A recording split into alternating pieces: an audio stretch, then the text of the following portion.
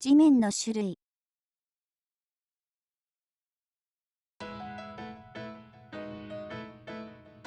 地面には大きく分けて、自然のものと人工のものの2種類があります。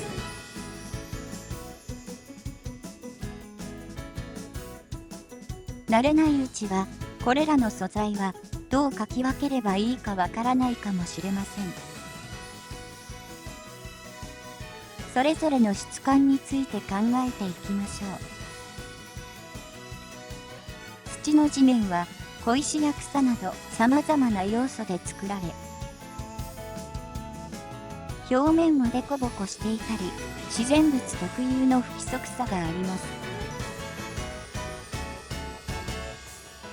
また、土の色の多くは茶色ですが、赤土や黄土など環境によって様々な色があります。次に砂利を見ていきましょう。砂利には川床や砂浜で見つかる砂利、丸みを帯びた玉砂利、また角が尖った砕石などがあります。絵で表現する際は簡略化された表現で描くことが大事です。次に人工の地面について見ていきましょう。コンクリートで作られた道路は舗装され平らになっています。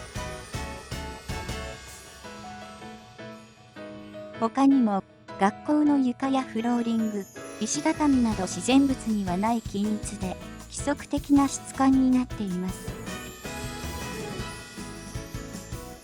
凹凸が少ないため、奥行きを表現する際に工夫が必要になります。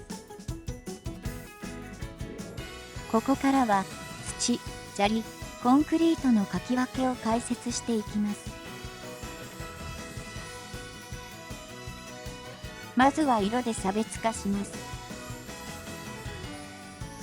次に影を足して立体感を表現します。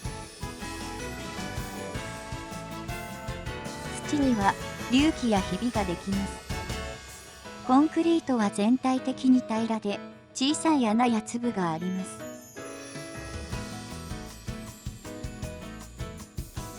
土や砂利は中間色と一番暗い影の2段階で形を出すイメージです。コンクリートは穴の形を描くように影を置きましょう。影で立体感を表現できると、砂利などの情報が多いモチーフでも描くことができます。最後にタッチを加え、質感を整えます。コンクリートにも奥行きが出てきました。